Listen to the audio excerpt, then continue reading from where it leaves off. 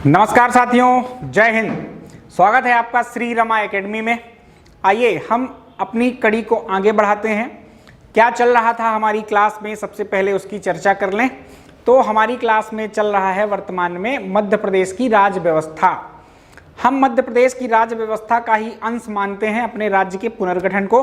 वह हिस्सा मैंने कंप्लीट करवाया है। आशा करता हूं कि आपको वह पसंद आया होगा। हम उसी कड़ी को आगे बढ़ा रहे हैं। वर्तमान में राज्य व्यवस्था के अंतर्गत जो मुख्य बातें आती हैं वह जो विधायिका है, कार्यपालिका और न्यायपालिका है, उसकी बातें आती हैं। तो आज जो हम करने वाले हैं चर्चा, जिस पर चर्चा करने वाले हैं वह है आपका विधायिका, है ना। एक बहुत बड़ा खंड है यह, आपके एग्जाम के दृष्टिकोण से बहुत महत्वपूर्ण भी है। आप एक्चुअली मध्य प्रदेश जब पढ़ते हैं तो उसको कई विषयों में बांट सकते हैं, जैसे मध्य प्रदेश का इतिहास, मध्य प्रदेश का भूगोल, मध्य प्रदेश की अर्थव्यवस्था और मध्य प्रदेश की राज्य व्यवस्था। तो इन खंडों में जो सबसे छोटा अंश है वह मध्य प्रदेश की राज्य व्यवस्था ही है। क्या है सबसे छोटा अंश? मध्य प्रदेश की राज्य व्यवस्था, जिसमें आपको बहुत कम पढ़ना पड़ता है।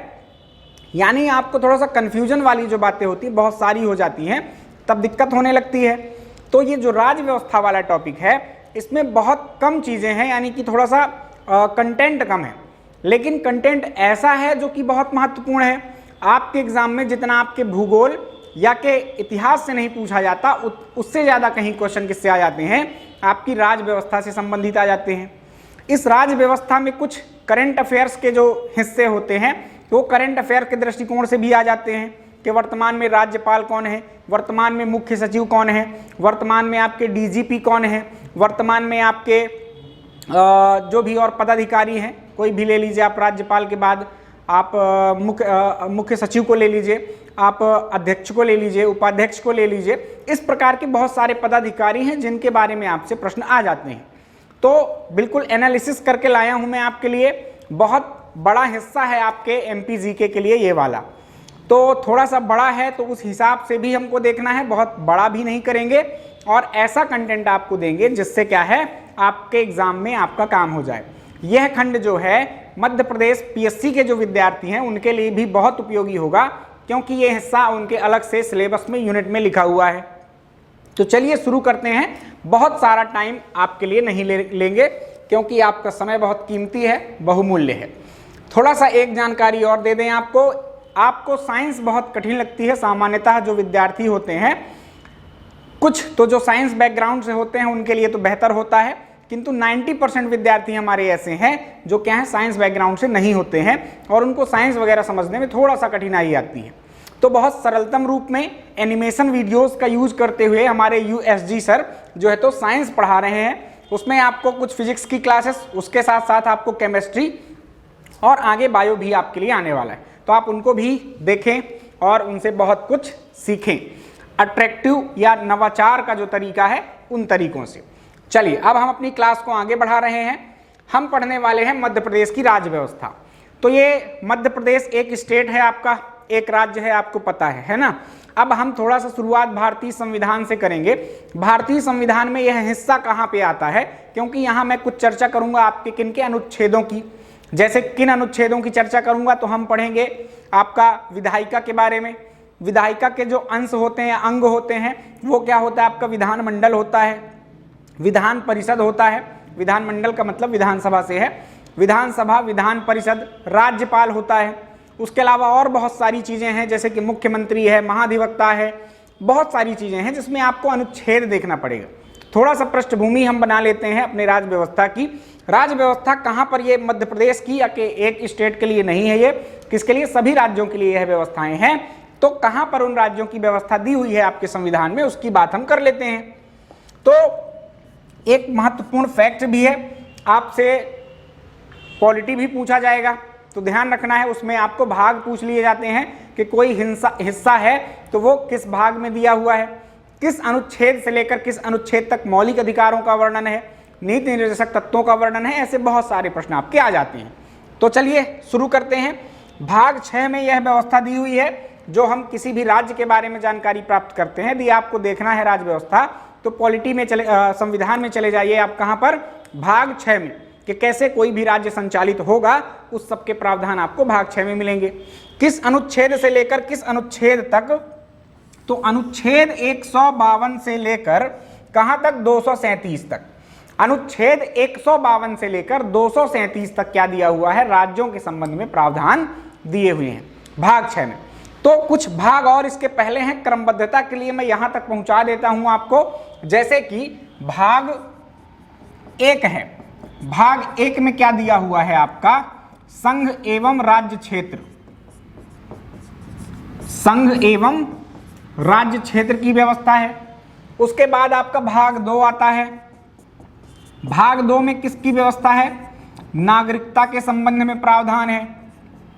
भाग 3 भी याद रखिए आप, बहुत महत्वपूर्ण है आपका, मौलिक अधिकारों के संबंध में जो प्रावधान है वह कहां पर है, भाग 3 में। उसके अलावा भाग 4 की बात करें तो नीति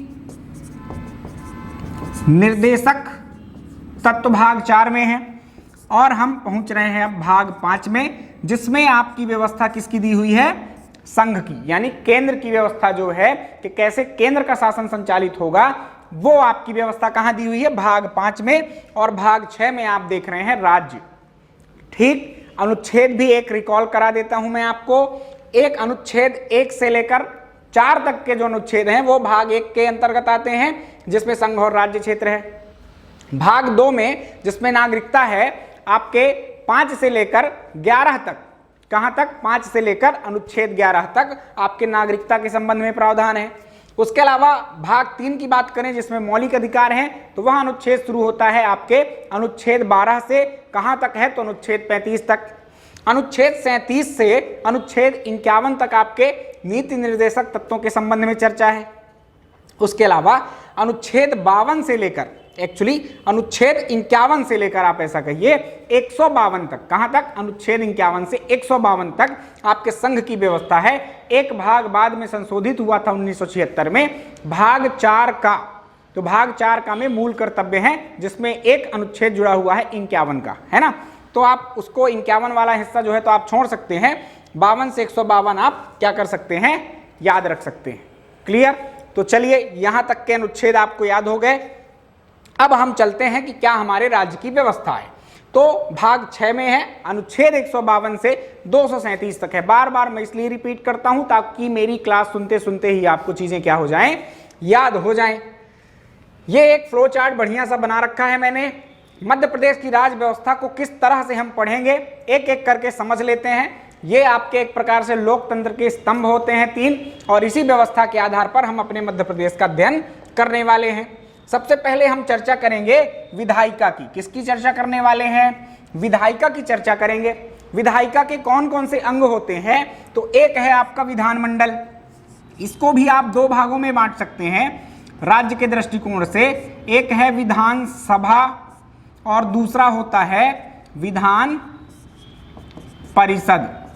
तो 2 भाग होते हैं। ये सभी राज्यों के दृष्टिकोण से मैं चर्चा कर रहा हूं। अभी हमारे मध्य प्रदेश में विधान परिषद नहीं है, इसका ध्यान आपको अवश्य रखना है।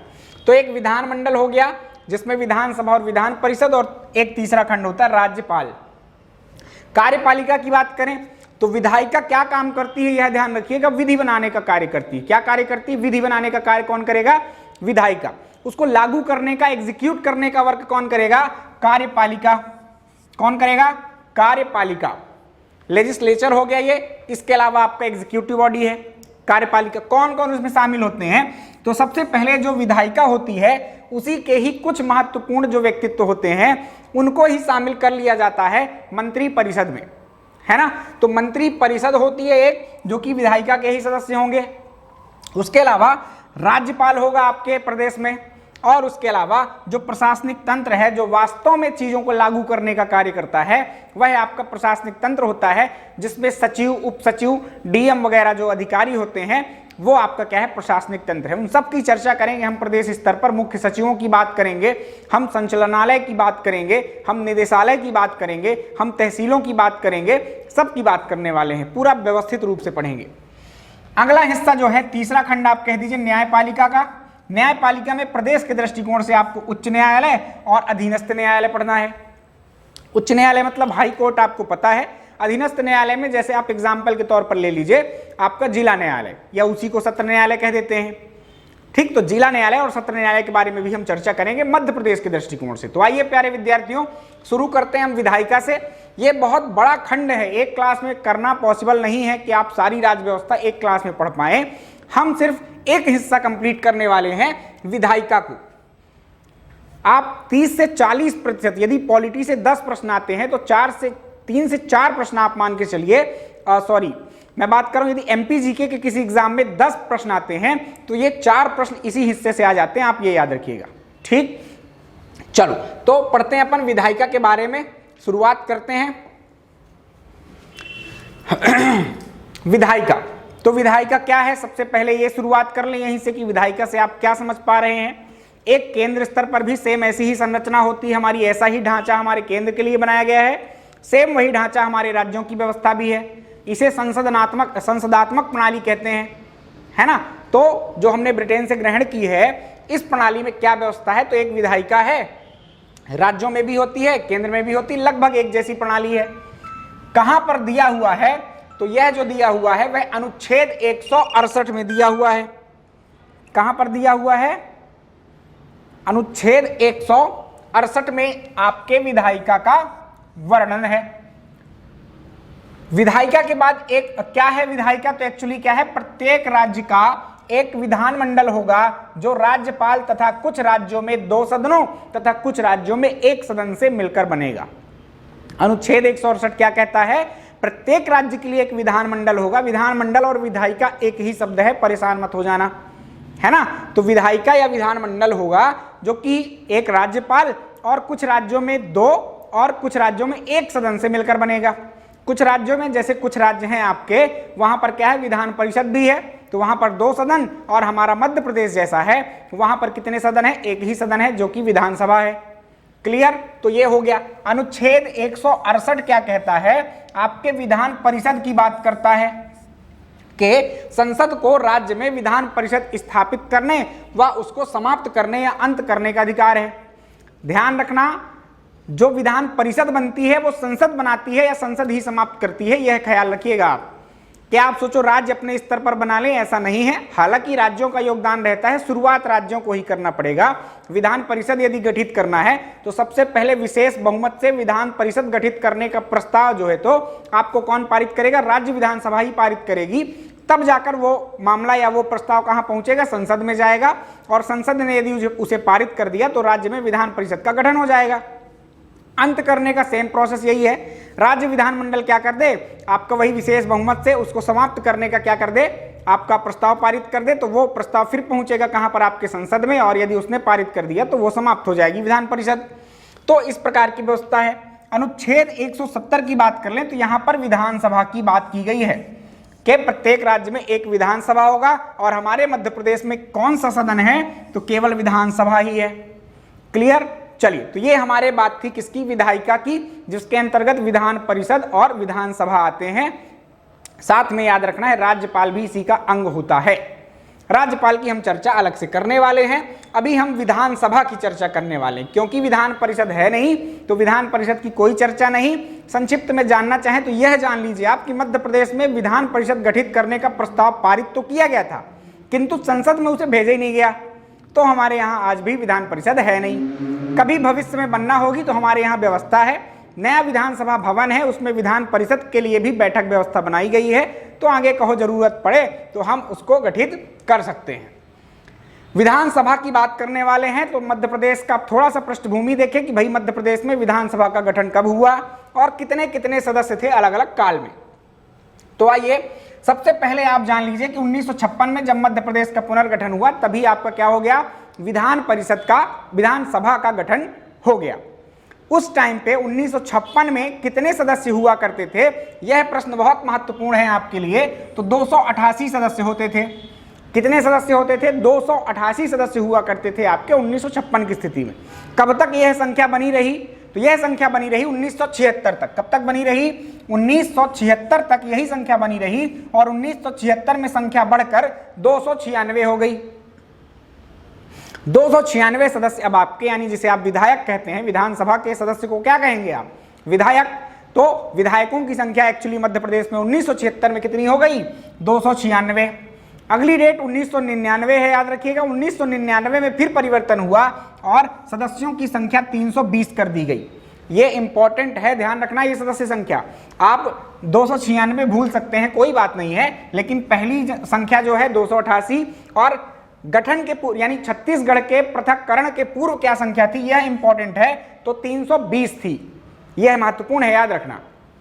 इस 320 में से 320 सदस्यों में से 90 जो सीटें थी वो किसको प्रोवाइड करा दी गई, छत्तीसगढ़ को। जब हमारा छत्तीसगढ़ पृथक हुआ तो 90 सीटें किसको दे दी गई, छत्तीसगढ़ को दे दी गई। और इसके अलावा फिर हमारे पास कितनी बची, तो आप इसको माइनस कर देंगे तो 230 जो है तो सदस्य या की सीटें हमारे पास बची। एक आंग्ल भारतीय होता है तो सब में ऐड करके रखना है आपको, यहां भी +1 आप कर सकते हैं। तो आपके सन 2000 की स्थिति में कितने सीटें हो गई, 230। एक आपका आंग्ल भारतीय सदस्य की व्यवस्था है, वर्तमान में नहीं है, ये याद रखिएगा। चलिए, तो ये बात थी कुछ संक्षिप्त में विधानसभा की पृष्ठभूमि। अब आ जाते हैं, ये जो सीटें हमने देखी हैं कि 230 सीटें हैं, उसमें आरक्षण की क्या व्यवस्था है। ये इंपॉर्टेंट है, ये प्रश्न पूछे गए हैं कि कितनी सीटें अनुसूचित जाति के लिए, कितनी सीटें अनुसूचित जनजाति के लिए आरक्षित हैं। क्लियर। तो अनुच्छेद 332 के अनुसार जो है तो राज्यों की विधानसभा में आरक्षण की बात कही गई है। तो उसके अनुसार हमारे मध्य प्रदेश की जो 82 सीटें हैं, कितनी सीटें, 82 सीटें, टोटल कितनी है 230, जिसमें से 82 सीटें जो हैं वो क्या है, आरक्षित है। किसके लिए आरक्षित है, तो एससी, एक शब्द है एससी और एक शब्द है एसटी। एससी का मतलब शेड्यूल्ड कास्ट और एसटी का मतलब शेड्यूल्ड ट्राइब। एससी का मतलब अनुसूचित जाति और एसटी का मतलब अनुसूचित जनजाति। इन तीनों ही शब्दों को याद रखिएगा, कुछ भी लिखा मिल सकता है। तो एससी के लिए कितनी सीटें रखी गई, क्योंकि हमारे यहाँ पर अनुसूचित जाति की जो जनसंख्या है वो थोड़ा कम है अनुसूचित जनजाति से, तो इसकी संख्या रखी गई 35। कितनी, एससी के लिए या कि अनुसूचित जाति के लिए कितनी संख्या है, 35। और एसटी के लिए यानी अनुसूचित जनजाति के लिए जो संख्या है आरक्षित वो है 47। मतलब 47 जो सीटें होंगी, जब चुनाव होंगे तो 47 सीटें कंफर्म होंगी जहां से अनुसूचित जनजाति का व्यक्ति ही चुनाव लड़ सकता है, और 35 सीटें कंफर्म होंगी जहां से अनुसूचित जाति का व्यक्ति ही चुनाव लड़ सकता है। कंफर्म, ये ध्यान रखना है आपको। तो शेष कितनी बचती हैं, 148 सीटें जो हैं वो सामान्य होती हैं, यानी जनरल, यानी कि उसमें कोई भी व्यक्ति लड़ सकता है। सामान्य मतलब ये दो व्यक्ति तो यहां पर लड़ेंगे ही, एससी और एसटी के व्यक्ति यानी अनुसूचित जाति और अनुसूचित जनजाति का व्यक्ति अपनी रिजर्व सीट में तो लड़ेंगे ही, साथ में जो सामान्य है इसमें कोई भी व्यक्ति चाहे उसको आरक्षण प्राप्त हो और ना हो, वो व्यक्ति सब लोग लड़ सकते हैं इन सीटों पर चुनाव। क्लियर। तो ये व्यवस्था है हमारे यहाँ, ये संख्या लिखी हुई है। 2008 के 8 में जो है तो इसका परिसीमन हुआ था। तो अभी वर्तमान का आंकड़ा आपको याद रखना है 35 और 47। कुछ फैक्ट्स और एक्स्ट्रा पूछे जाते हैं आपसे व्यापम स्तर पर। वो क्या प्रश्न है कि आपका मुरैना, दतिया और उज्जैन कहां पर मतलब सबसे ज्यादा सीटें आरक्षित है, किन जिलों में। एक जिले में आप जानते हैं कई विधानसभा सीटें हो जाती हैं, किसी में 4 किसी में 6। तो ये संख्या जब बढ़ जाती है तो सबसे ज्यादा अनुसूचित जाति के लिए किन जिलों में आपकी सीटें आरक्षित हैं, तो ये 3 जिलों के नाम याद रखना है आपको। नंबर 1 मुरैना, कौन सा है, नंबर 1 मुरैना जिला है, दूसरा दतिया है और तीसरा उज्जैन है। इन तीनों जिलों में 2-2 सीटें जो है वो अनुसूचित जाति के लिए आरक्षित हैं। शेष जहां भी आरक्षण की व्यवस्था होगी वहां पर क्या होगा, आपका एक ही सीट कम से कम रहेगी वहां पर। ठीक, तो आपका मुरैना, दतिया और उज्जैन जिले की 2-2 सीटें विधानसभा के लिए क्या है, अनुसूचित जाति के लिए जो है तो आरक्षित हैं। इसके अलावा इससे भी महत्वपूर्ण तथ्य है कि झाबुआ, अलीराजपुर, बड़वानी, ये पश्चिम तरफ के जिले हैं। ऊपर झाबुआ है, उसके नीचे अलीराजपुर, उसके नीचे बड़वानी। याद करने के लिए आप एक साथ याद करिएगा, झाबुआ, अलीराजपुर और बड़वानी। और पूर्वी जिलों में चले जाना तो डिंडोरी और अनूपपुर, है ना। ये आपके 5 जिले जो हैं, यहाँ की सभी सीटें, जितनी भी विधानसभा सीटें इन जिलों में, वो सभी सीटें क्या है, अनुसूचित जनजाति के लिए आरक्षित हैं, एसटी सदस्य के लिए आरक्षित हैं। क्लियर। तो ये हमारे विधानसभा की आरक्षण व्यवस्था थी, इसको थोड़ा सा आपको ध्यान में रखना होगा। अगले पॉइंट पर चलते हैं, विधानसभा भवन की ओर। हम चर्चा कर रहे हैं विधायिका की। विधायिका में हमारे यहाँ क्या है केवल विधानसभा है, तो हम चर्चा किसकी करेंगे, खाली विधानसभा की। विधानसभा में हमने आरक्षण की व्यवस्था देख ली, विधानसभा की पृष्ठभूमि देख ली कि कितने सदस्य हैं। अब हम देख रहे हैं विधानसभा में या कि विधानसभा भवन के बारे में। यहां से भी प्रश्न आ चुके हैं, इसलिए शामिल किया गया है। क्या प्रश्न आते हैं, 5 से 7 प्रश्न यहां से बनेंगे आपके। कुछ पूछे जा चुके हैं, कुछ पूछे जाने की संभावना है। तो पता तो सबको होगा कि कहां स्थित है विधानसभा भवन, अरेरा हिल्स भोपाल। व्यापम का तो मैं बिल्कुल विश्वास नहीं मानता कि क्या ही पूछ ले, वो कितने उटपटांग स्तर पर जा सकता है, उसका कोई ठिकाना नहीं है। तो आपको इस हिल के साथ याद रखना है कि अरेरा हिल में स्थित है, एक्चुअली भोपाल में, है ना। तो अरेरा हिल भोपाल में आपका विधानसभा भवन है। इस भवन का नाम क्या है, तो इंदिरा गांधी भवन। इंदिरा गांधी भवन नाम है इस बिल्डिंग का, जहां पर विधानसभा के व्यक्ति जाते हैं, मतलब जो अधिवेशन होते हैं वहां पर एकत्र होते हैं। आइए और जानते हैं क्या है। तो इंदिरा गांधी जो भवन था उसका जो उद्घाटन हुआ वो कब हुआ, 1996 में। तो 1996 में जब इसका उद्घाटन हुआ तो उसके पहले क्या व्यवस्था थी, तो उसके पहले की व्यवस्था अलग बिल्डिंग में थी। एक मिंटो हॉल नाम की एक बिल्डिंग है या भवन है, जहां पर हमारी विधानसभा 1956 से लेकर आपके 1996 तक लगती रही। 1956 से 96 तक कहा, मिंटो हॉल। मिंटो हॉल का इतिहास मजेदार है। सुल्तान जहां बेगम आपकी भोपाल की नवाब थी, सुल्तान जहां बेगम, इन्होंने मिंटो हॉल को बनवाया था 1909 ईस्वी में। इस काल को यदि आप हिस्ट्री के दृष्टिकोण से जोड़ना चाहें तो इस टाइम पे आपके जो वायसराय थे वो लॉर्ड मिंटो थे। लॉर्ड मिंटो एक बार यहाँ पर यात्रा में आने वाले थे, उनके ठहरने की व्यवस्था के लिए जो है तो आपके सुल्तान जहां बेगम ने इस मिंटो हॉल को तैयार करवाया था और मिंटो हॉल उन्हीं के नाम पर, लॉर्ड मिंटो के नाम पर ही इस मिंटो हॉल का नाम रखा गया है। क्लियर। तो ये याद रखना कि मध्य प्रदेश में 1956 के समय कहां पर लगती थी विधानसभा, मिंटो हॉल में। किसने निर्माण करवाया, सुल्तान जहां बेगम ने। कब, तो 1909 में। किसके सम्मान के लिए, मिंटो, लॉर्ड मिंटो के लिए। क्लियर। इसके बाद 1996 में हमारी नई बिल्डिंग बन गई जिसका नाम क्या रखा गया, इंदिरा गांधी भवन रखा गया। इसके वास्तुकार का नाम तो कई एग्जाम्स में पूछा जा चुका है। ध्यान रखना है, मध्य प्रदेश के भोपाल में कई सारी ऐसी बिल्डिंग्स हैं जिनके वास्तुकार, आर्किटेक्ट कौन रहे हैं, तो वो रहे हैं चार्ल्स कोरिया। तो चार्ल्स कोरिया का नाम याद रखना है। इंदिरा गांधी भवन का निर्माण या कि उनके ही आर्किटेक्चर के दृष्टिकोण से किया गया है। चल, विधानसभा भवन जो है हमारा कौन सा वाला, इंदिरा गांधी भवन वाला, पुराना वाला नहीं, नया वाला। बहुत शानदार तरीके से बना है। उसमें हमारे जो अभी के विधायक हैं, विधानसभा के सदस्य होते हैं, उनके भी बैठने की व्यवस्था है। और उसके साथ साथ हमने एक वर्गाकार कक्ष बना रखा है जिसमें आपके 90 सीटें लगभग बनाई गई, बैठक क्षमता बनाई गई है, जिसमें आपकी विधान परिषद लगने की संभावना है। जब कभी विधान परिषद बन जाएगी हमारे यहाँ तो उसके सदस्य वहां पर बैठा करेंगे। क्लियर, ये बात है। चलो, इसके लिए बहुत महत्वपूर्ण तथ्य है, इंदिरा गांधी भवन के लिए आगा खां अवार्ड मिल चुका है इसको।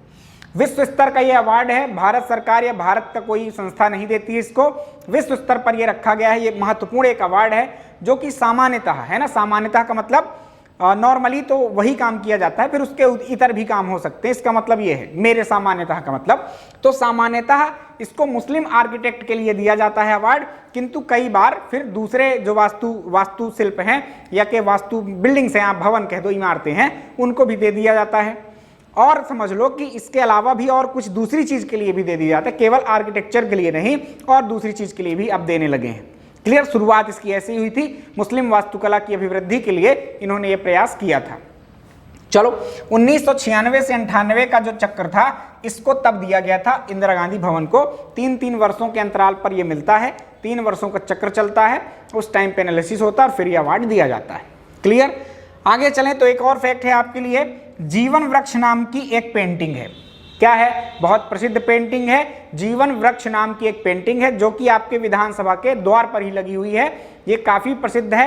ये डेटा पूरा वेबसाइट का निचोड़ निकाला गया है कि इतनी चीजें पूछी जा सकती, क्योंकि ज्यादातर प्रश्न जो आते हैं आपके वो कहां से आते हैं, मध्य प्रदेश सरकार के जितने विभाग, जितने भी संस्थाएं हैं, उनकी जो वेबसाइट्स हैं या जिले हैं, कुछ भी समझ लो, संभाग हैं, उनमें जो बातें लिखी रहती हैं वहीं से बहुत सारे प्रश्न आए हैं। ये मैं देख चुका हूं, तो आपको उस हिसाब से तैयारी भी करना है।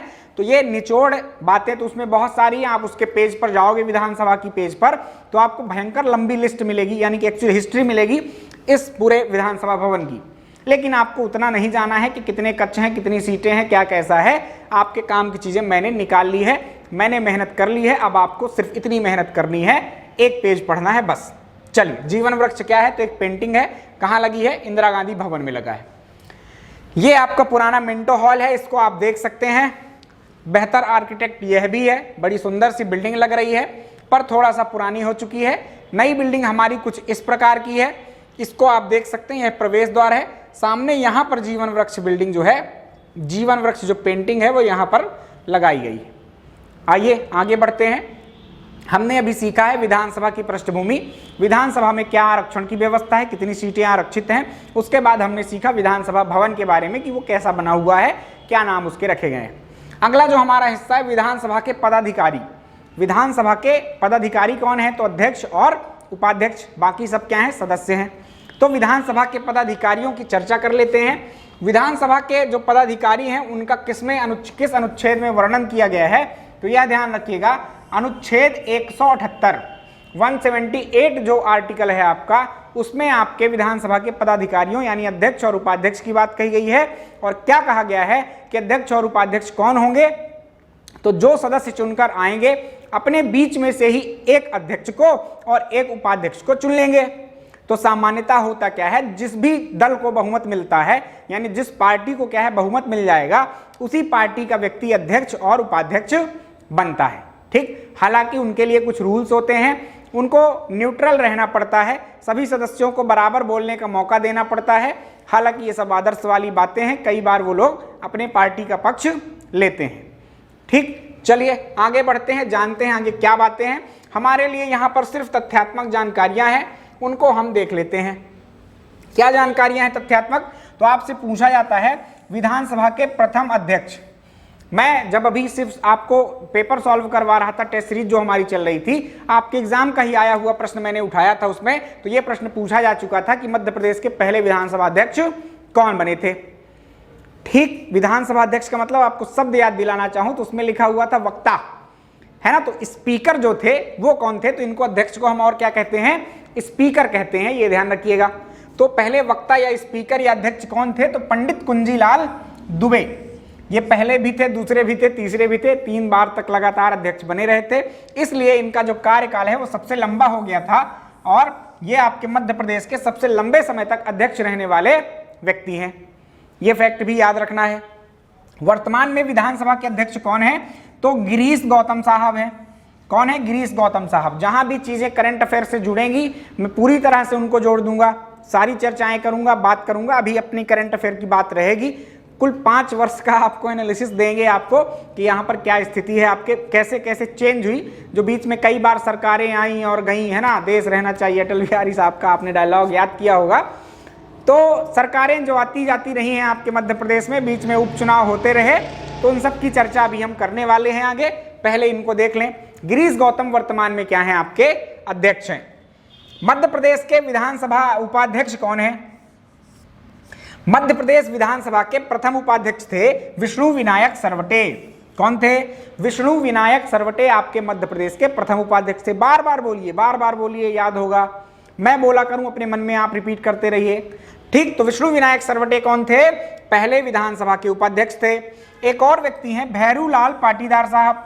इनका जो है तो सामान्यतः 5 वर्ष का ही इनका सब कार्यकाल रहा है लगभग सब लोगों का, किंतु कुछ दिनों तक कुछ कंडीशंस के कारण इनका कुछ ड्यूरेशन बढ़ गया था। इसके कारण क्या था? ये सबसे लंबे समय तक रहने वाले आपके उपाध्यक्ष हैं।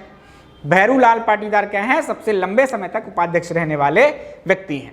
वर्तमान में उपाध्यक्ष कौन है? तो वर्तमान में कोई उपाध्यक्ष नहीं है, यह है आपको ध्यान रखना है।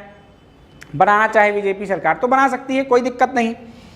ऐसे विधानसभा अध्यक्ष जिनकी पद पर रहते हुए मृत्यु हुई, ऐसे कुछ प्रश्न आए हैं कि जो व्यक्ति पद पर रहते हुए क्या हो जाते हैं? स्वर्गवासी हो जाते हैं या उन मृत्यु को प्राप्त होते हैं, उनसे संबंधित प्रश्न आ जाते हैं। कैसे व्यक्ति जो राज्यपाल रहते हुए मृत्यु को प्राप्त हुए, ऐसे व्यक्ति किसी भी पद के लिए पूछा जा सकता है। तो अध्यक्ष रहते हुए कौन से व्यक्ति की डेथ हो गई थी? ईश्वर दास रोहानी साहब की। ये उपाध्यक्ष भी रहे थे, अध्यक्ष भी रहे थे, 2-2 बार उपाध्यक्ष, 2-2 बार अध्यक्ष। तो ये आपके महत्वपूर्ण व्यक्तित्व हो जाते हैं आपके एमपी के दृष्टिकोण से। तो ये हो गए हमारे विधानसभा के पदाधिकारियों की चर्चा। तो आइए अब देख लेते हैं हम कुछ विधानसभा अध्यक्षों के और नाम देख लेते हैं, है ना। इसमें क्या है, क्यों इनको देखना है, एक्चुअली कुछ क्या सभी नाम हमको देखना है और इस सूची का क्या महत्व है, इतने सारे नाम आपको कैसे याद होंगे, एक परेशानी है आपके लिए। तो ध्यान ये रखिएगा, परेशानी कितनी बड़ी हो, जब हमारे एग्जाम के लिए वो महत्वपूर्ण बात हो जाती है तो हमको क्या करना है, पढ़ना ही पड़ेगा, क्योंकि वो पूछा जा रहा है। कहाँ पूछा जा रहा है, तो आपको कुछ लेटेस्ट एग्जाम्पल, क्योंकि आप सभी विद्यार्थी लगभग 2017-18 के बाद कोई परीक्षाएं ऐसी हुई नहीं है, तो सभी परीक्षाओं को आपने क्या किया होगा, अटेंड किया होगा। और उसमें आपने देखा होगा यदि मध्य प्रदेश पीएससी का पेपर, तो उसमें आप देख रहे होंगे 2017 से लेकर 18, 19, 20 यहाँ तक के जो एग्जाम्स हुए हैं, इनमें क्या आए हैं, इनमें ऐसे कुछ सूचियों से यानी अध्यक्ष की या कि उपाध्यक्ष की, इनमें से कुछ प्रश्न बने हैं। कैसे प्रश्न बने हैं, तो आपसे पूछा गया कि निम्नलिखित में से कौन मध्य प्रदेश विधानसभा का अध्यक्ष नहीं रहा, निम्नलिखित में से कौन विधानसभा उपाध्यक्ष नहीं रहा, या निम्नलिखित में से कौन सा राज्यपाल किसी दूसरे स्टेट का मुख्यमंत्री रहा, या निम्नलिखित में से कौन मुख्य सचिव रहा। मुख्य सचिव तक की सूची आपसे पूछी गई है। तो क्या करना है आपको, इनमें से मैं तो कुछ महत्वपूर्ण लोगों के बारे में बता ही देता हूं, क्योंकि कहीं ना कहीं कुछ महत्वपूर्ण लोगों के बारे में ही पूछा जाता है, और बाकी जो शेष काम रहेगा वो आपका काम रहेगा। बता दूं कि इम्पॉसिबल नहीं है, ये याद रखना। कुछ मैंने अपने विद्यार्थियों को देखा है जिनको ये ऐसी 8-10 सूचियां कंठस्थ थीं। कौन कौन सी सूचियां कंठस्थ होनी चाहिए, तो मध्य प्रदेश के अध्यक्षों की सूची, मध्य प्रदेश के उपाध्यक्षों की सूची, मध्य प्रदेश के मुख्यमंत्री और मध्य प्रदेश के राज्यपाल, ये तो 100% होनी ही होनी चाहिए, अध्यक्ष और उपाध्यक्ष की हो जाए। उसके अलावा फिर आपको नेता प्रतिपक्ष जो पद होता है, उनके जो व्यक्ति हैं उनके नाम याद होना चाहिए। उसके अलावा मुख्य सचिव, उसके अलावा आपके निर्वाचन आयोग, मानव अधिकार आयोग, वित्त आयोग, ऐसे कुछ आयोग वगैरह हैं, उनके भी अध्यक्षों की सूची जो है तो आपसे पूछ ली जाती है। चलिए, तो मैं कुछ महत्वपूर्ण व्यक्तित्वों के नाम बताता हूं, क्योंकि यहाँ संख्या ज़्यादा है तो परेशानी है। निर्वाचन आयोग, मानव अधिकार आयोग, ऐसे आयोगों में थोड़ा संख्या क्या हो जाती है, कम हो जाती है। तो पहला नाम तो आपको कुंजीलाल दुबे का तो याद ही रखना है। पीछे हम देख चुके हैं कि ये पहले आपके अध्यक्ष थे।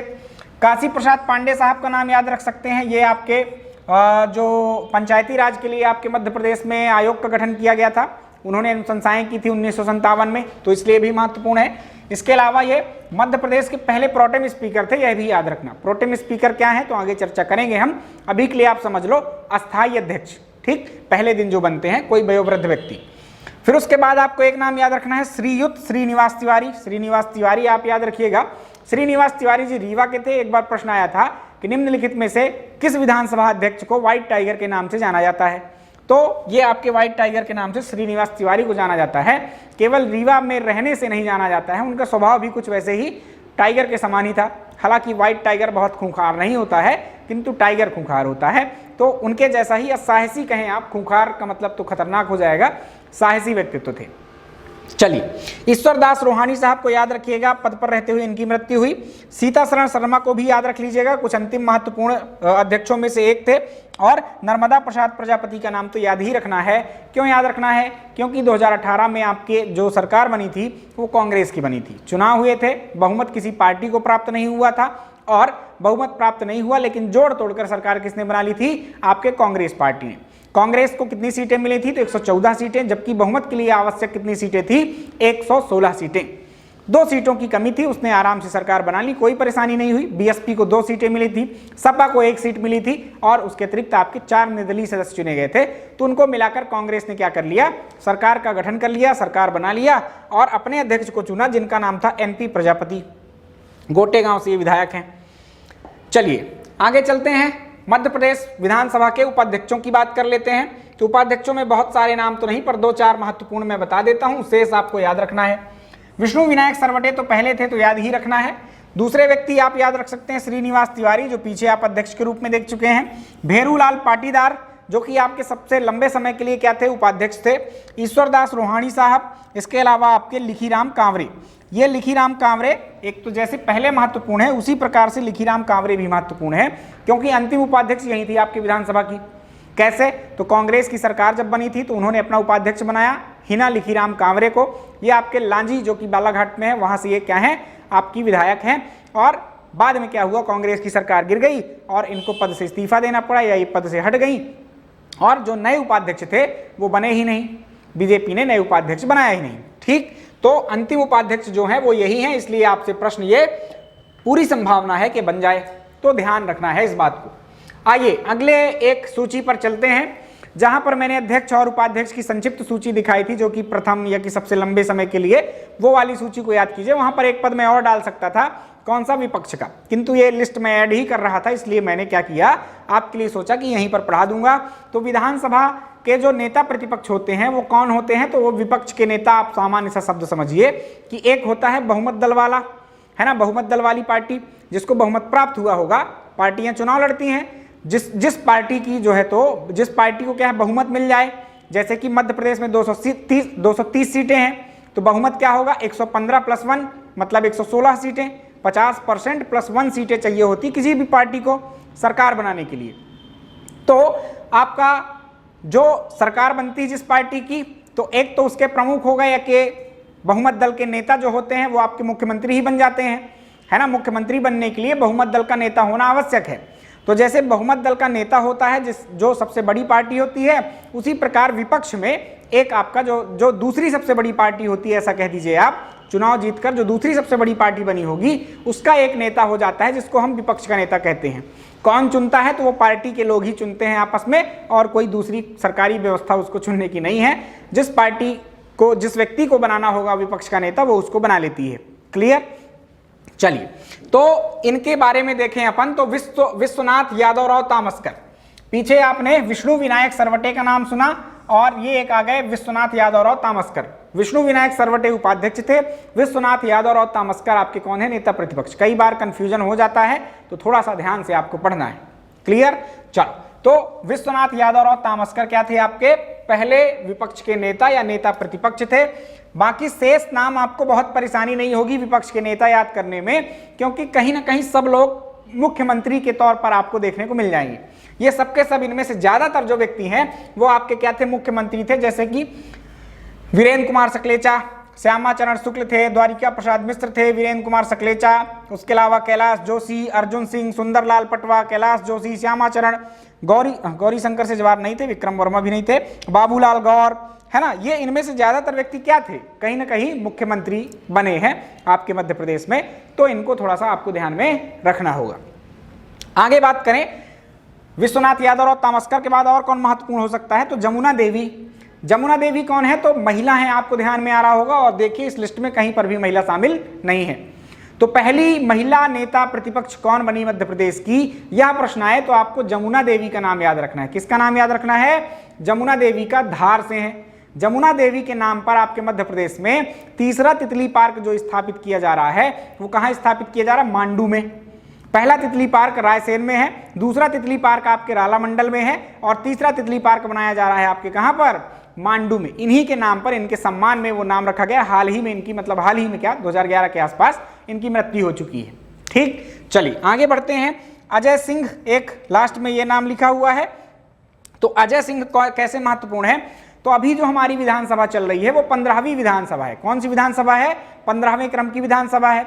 तो 14वीं विधानसभा के जो नेता प्रतिपक्ष थे वो कौन थे, आपके अजय सिंह थे। कौन थे, ध्यान रखना है, अजय सिंह। अजय सिंह कौन, सीधी वाले, चुरहट वाले अजय सिंह, राहुल भैया जिनका नाम है। विंध्य प्रदेश के जो लोग होंगे उनको अच्छे से पहचानते होंगे। तो जब 14वीं का बता रहा हूं मैं, तो अंतिम में आपको क्यों नाम नहीं दिखा रहा, देख लीजिए, बता देता हूं मैं। यहाँ पर थोड़ा सा वो सूची खत्म हो गई, इतनी लंबी लिस्ट में क्या है वो ऐड नहीं हो पाए। दो और नाम याद रखना है आपको। एक याद रखना है कमलनाथ साहब का, कमलनाथ साहब का, और दूसरा नाम याद रखना है गोविंद सिंह का, गोविंद सिंह का। बहुत महत्वपूर्ण है ये दोनों चीजें, है ना। तो देखो, एक नाम आपका विश्वनाथ यादवराव तामस्कर नेता प्रतिपक्ष पहले थे, दूसरा पहली महिला नेता प्रतिपक्ष यमुना देवी, और तीसरा आपका अजय सिंह जो कि 14वीं विधानसभा के आपके नेता प्रतिपक्ष थे। फिर जब 2018 में चुनाव हुए, कांग्रेस की सरकार बनी, तो नेता प्रतिपक्ष कौन बने, एक और नाम इनके ऊपर लिखना है आपका, गोपाल भार्गव। क्या नाम याद रखना है, गोपाल भार्गव। ये बीजेपी के थे। तो जब कांग्रेस की सरकार बनी तो बीजेपी क्या हो गई, विपक्ष में आ गई। तो बीजेपी ने अपनी तरफ से नेता प्रतिपक्ष किसको बनाया, गोपाल भार्गव साहब को बना दिया। उसके पश्चात जब कांग्रेस की सरकार गिर गई तो बीजेपी की सरकार आई, और बीजेपी की सरकार बन गई तो नेता प्रतिपक्ष कौन बनेगा, कांग्रेस पार्टी का बनेगा। तो कांग्रेस पार्टी के कमलनाथ साहब को क्या बनाया गया, आपके बना दिया गया नेता प्रतिपक्ष। क्या बनाया गया, नेता प्रतिपक्ष। लेकिन उनके पास क्या है, मध्य प्रदेश कांग्रेस के अध्यक्षता भी है और बहुत सारे पद हैं, इसलिए थोड़ा सा वैरायटी डालने के लिए, क्योंकि सभी नेताओं को संतुष्ट भी तो करना पड़ता है सभी पार्टियों को, तो उन्होंने क्या किया, गोविंद सिंह जो कि आपके कहाँ के हैं, भिंड के हैं, कहाँ के हैं, भिंड के हैं, इनको क्या बना दिया गया है, हाल ही में कुछ समय पहले ही क्या बनाया गया है, आपका नेता प्रतिपक्ष बनाया गया। तो वर्तमान में नेता प्रतिपक्ष कौन है, गोविंद सिंह है। तो ये एक करंट अफेयर्स के दृष्टिकोण से आपके लिए महत्वपूर्ण व्यक्ति हो सकते हैं, अच्छे से नाम इनका कंठस्थ कर लीजिएगा। कहां से हैं, तो भिंड से हैं, ये याद रखिएगा। आइए आगे चलते हैं। तो बिल्कुल अपडेटेड सूची में आपको दिखा रहा हूं, शुरू से लेकर अंत तक एक प्रकार से बात कर लेता हूं। बहुत महत्वपूर्ण सेशन आपके लिए साबित हो सकता है, बहुत बल लगता है इसको करने में, है ना। एक तो पहले ये कंटेंट इतना छांटने में और इतनी क्रमबद्धता लाने में, कुछ भी कहीं भी तो नहीं लिखा हुआ है, बहुत व्यवस्थित तरीके से लिखता हूं और समझाता हूं ताकि आपको समझ में आए अच्छी तरीके से, है ना। बोलने में भी आप समझ पा रहे होंगे कि बड़ी कठिनाई से बोल पा रहा हूं मैं, क्योंकि आपके लिए क्या है, बहुत जोश के साथ मुझे बात करनी पड़ती है। ठीक, चलिए बहुत बातें नहीं करता मैं आपसे, कारण यह है कि आपका समय बहुत कम है और इस महत्व को मैं समझते हुए आगे बढ़ता हूं। आइए फिर वही बात कर लेता हूं, अपडेटेड चीजें देने का वादा किया है मैंने आपसे, तो अपडेट कर देता हूं। कुछ प्रश्न आपके कहां तक आ जाते हैं, चुनाव वगैरह से रिलेटेड, तो पिछले चुनावों से भी प्रश्न आ जाते हैं। तो पिछली स्थितियां क्या थी मध्य प्रदेश में, कैसे ये चुनाव उपचुनाव चल रहा था, उसकी कहानी मैं आपको संक्षिप्त में सुनाता हूं। देखिए, तो एक बार तो प्रश्न ये पूछ लिया गया था पिछले चुनाव से संबंधित कि कितना प्रतिशत मतदान हुआ है। तो आपको ध्यान रखना है कि अंतिम चुनाव हमारे मध्य प्रदेश में 2018 में हुआ है, जिसमें 75% मतदान हुआ है। नवंबर दिसंबर में चुनाव हुए थे, 4 चरणों में चुनाव हुए थे, नवंबर में 2 चरण और दिसंबर में 2 चरण। क्लियर, इतना याद रखिए। फिर क्या स्थिति थी, क्या परिणाम आए, चुनाव के पश्चात क्या रिजल्ट रहा। तो एक कांग्रेस पार्टी आपके मध्य प्रदेश में है, उसको मिली 114 सीटें, जो कि सबसे बड़ी पार्टी के रूप में सामने आई। किंतु बीजेपी जो है आपकी, जिसकी सरकार थी, वो 109 सीटों पर आ गई, है ना कहीं पास में ही है। बीएसपी का मतलब आप जानते हैं, हाथी वाली पार्टी, है ना। तो 2 सीटें उनको आई। सपा को भी आप जानते हैं, 1 सीट आई, है ना, मुलायम सिंह यादव जी, जिनकी हाल ही में डेथ हो गई है। निर्दलीय जो सदस्य होते हैं, निर्दलीय मतलब जो किसी दल के नहीं होते हैं, वो लोग भी 4 सीटों पर आ गए। 4 विधायक आपके निर्दलीय थे, जिन्होंने किसी पार्टी से संबंध नहीं रखा चुनाव के पहले, बाद में वो फिर जुड़ जाते हैं। पूरी तरह से नहीं, पार्टी नहीं, एक्चुअली एक प्रकार से साथ दे देते हैं किसी भी सरकार का। क्लियर। अब यहां पर क्या हुआ, आपके मध्य प्रदेश में कितनी सीटें हैं, 230 सीटें हैं। तो बहुमत इसका आधा कर दो पहले, तो 115 आएगा, तो ये 50% हो गया, प्लस आपको 1 एक्स्ट्रा लानी होगी, है ना। तो 115 2 पार्टियां यदि चुनाव वो कर लेंगी, क्या हो जाएंगी, बराबर पर आ जाएंगी, तो दिक्कत हो जानी है। तो 1 सीट अधिक चाहिए हमको बहुमत सिद्ध करने के लिए। क्लियर। तो ये हो गया आपका बहुमत, 116 सीट। देख रहे होंगे आप लोग कि 116 सीट तो किसी की आई ही नहीं। तो ये जो कांग्रेस थी 114 सीटों पर, इसने क्या किया, बीएसपी, सपा और निर्दलीय के विधायकों को अपने साथ मिलाया और क्या कर लिया, आपका सरकार बना ली। 1.5 साल सरकार चली, बाद में बीजेपी ने क्या कर दिया, सरकार, बीजेपी ने नहीं भाई, सॉरी आप बिल्कुल मुझ पर आरोप लगा सकते हैं, तो बीजेपी ने नहीं ऐसा किया है, एक्चुअली सरकार उनकी गिर गई अपने से, ठीक है, अपने कर्मों से गिर गई, ऐसा कह दीजिए। एक बहुत इंपॉर्टेंट बात और सुन लीजिए, सुनते जाइए। ये प्रश्न आपका आ चुका है कि मध्य प्रदेश विधानसभा में कितनी महिलाएं हैं, है ना। तो ये ध्यान रखना है कि 230 सदस्य टोटल हैं, जिसमें से मात्र 21 जो विधायक हैं वो महिलाएं हैं। तो समझ पा रहे होंगे आप कि क्या प्रतिशत है राजनीति में महिलाओं का। महिला सशक्तिकरण सिर्फ घोषणाओं में आपको सुनाई देता होगा, और जब किसी पार्टी को अपनी बारी आती है कि महिलाओं को टिकट दें, उनको आगे बढ़ाएं, तब फिर पार्टी, एक तो टिकट ही ज़्यादातर महिलाओं को नहीं मिलती भी है तो कहीं ज़्यादा आगे नहीं बढ़ाया जाता। टिकट ज़्यादा मिले तो ज़्यादा इनका प्रतिशत भी बढ़े जीतने का, लेकिन जब टिकट ही ज़्यादा नहीं मिलेगी तो कैसे हो पाएगा, है ना। तो सिर्फ बातें ऊंची करवा लीजिए इनसे। 21 सदस्य हैं, ये याद रखिएगा। यह प्रश्न आ चुका है, तब इतनी संख्या नहीं थी, मैं वर्तमान की बता रहा हूं क्योंकि करंट अफेयर के दृष्टिकोण से ही पूछा गया था। तो 21 महिला सदस्य हैं आपके मध्य प्रदेश के विधानसभा में, यानी विधायकों की संख्या 21 है महिलाओं की। हमने 2018 के चुनाव की प्रारंभिक स्थिति देख ली। 21 वाली जो स्थिति है वो नई स्थिति मैं बता रहा हूं, है ना। उपचुनाव जो हुए उनके बाद की स्थिति है वो, है ना। उपचुनाव के पहले दूसरा आंकड़ा था, अभी जो लेटेस्ट आंकड़ा है वो कितना है, 21 है, ये ध्यान रखना। उपचुनाव के बाद ये बदला नहीं, वही याद रखना है आपको। पर वहां का जो परिणाम था चुनावों का उस पर चर्चा कर लेते हैं वापस से। तो जो बीजेपी पार्टी क्या थी, आपकी 109 सीटों पर थी, आज वर्तमान में 127 सीटों पर है। उपचुनाव के बाद भारतीय राष्ट्रीय कांग्रेस या इंडियन नेशनल कांग्रेस जो थी 114 सीटों पर थी, वो आज सिमट गई है 96 सीटों पर, 96 सीटें आ चुकी हैं। Bahujan Samajwadi party BSP हाथीवाली party 2 सीटों पर, सपा 1 सीट और 4 जो थे वो निर्दलीय थे। इस प्रकार से आपकी ये वर्तमान स्थिति है, आपको याद रखना है कि कौन सी पार्टी को कितनी सीटें हैं। लगभग ये कोई इतना महत्वपूर्ण नहीं हो सकता, किंतु आपको ध्यान में रखना है क्योंकि पुरानी बातें हमने की हैं।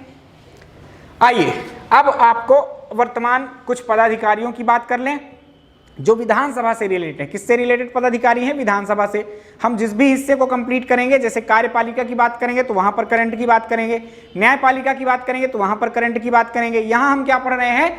यहां पर विधायिका पढ़ रहे हैं। तो विधानसभा में वर्तमान स्थिति में कौन किस पद पर है ये देखना है। मुख्यमंत्री को याद कराने की जरूरत नहीं है, आप हमेशा घोषणाएं सुनते रहते होंगे न्यूज में, तो वही व्यक्ति हैं ये शिवराज सिंह चौहान। प्रोटेम स्पीकर की बात करें तो दीपक सक्सेना साहब कौन थे? प्रोटेम स्पीकर बने थे पहले, जब कांग्रेस सरकार विजयी हुई तब कौन बने pro tem speaker? Deepak Saxena. Pro tem speaker क्या होते हैं? तो एक प्रकार के अस्थायी अध्यक्ष होते हैं जो कि सभी सदस्यों को शपथ दिलाने का कार्य एक प्रकार से करते हैं। उसके बाद ये स्थितियां बदलती गई। कांग्रेस सरकार के बाद जब कांग्रेस की सरकार गिर गई तो बीजेपी की सरकार बनी और उन्होंने श्री जगदीश देवड़ा को क्या बनाया? प्रोटेम स्पीकर बनाया। लेकिन कोरोना काल था और कोई बैठक हो ही नहीं पाई। जब कोई बैठक नहीं हो पाई तो फिर आगे चलकर क्या है, कुछ आपात स्थितियों में 5 जो मंत्री होते हैं, 5 मंत्रियों के साथ शिवराज सरकार ने क्या है काम करना प्रारंभ कर दिया था। बाद में आगे चल के जगदीश देवड़ा को क्या किया गया? वित्त मंत्री बना लिया गया। उन्हीं 5 मंत्रियों में, जो 5 मंत्री कोरोना काल में बने आपात स्थिति में, उनमें से एक जगदीश देवड़ा थे। तो इनको फिर प्रोटेम स्पीकर बना नहीं पाए, तो उसके बाद उन्होंने जो नाम दिया वो थे रामेश्वर शर्मा का। तो जो लास्ट टाइम पे जिन्होंने सभी बाकी सदस्यों को क्या करवाया, शपथ वगैरह दिलाई, जो कि आपके बाद में उपचुनाव के बाद जो स्थिति है उसकी बात कर रहा हूं मैं, क्योंकि दीपक सक्सेना तो पहले ही दिला दी रही होगी, है ना, जो प्रोटेम स्पीकर बने थे।